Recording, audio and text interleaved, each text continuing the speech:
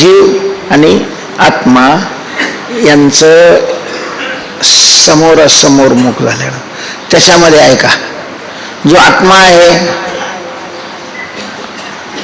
तर तो निर्विकार आहे, त्याच्यामुळं ते तोंड फिरत नाही, ते तोंड फिरत नाही. मग आत्म्याला 36 करायचं, आत्म्याला 63 करायचं, आत्म्याला 66 करायचं की आत्म्याला 33 करायचं, हा सगळा अशा प्रकारचा कोणाचा प्रश्न आहे? जीवाचा आहे, जीवाचा आहे, जीवाचा. म्हणजे इथं पारायणाला नाही त्यांचा नाही, सगळ्यांचाच.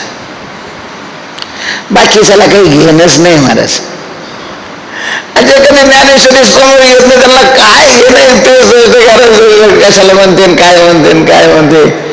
समाज अशा प्रकारचा स्वैर झालेला आहे, स्वैर. ज्ञानोबांनी 4थ्या अध्यायामध्ये एक ओवी लिहिलेली, प्राणी आकामी भर देहाची वरी आदर, म्हणून पडिला विसर आत्मबोधाचा, आत्मबोधाचा, आत्मबोधाचा.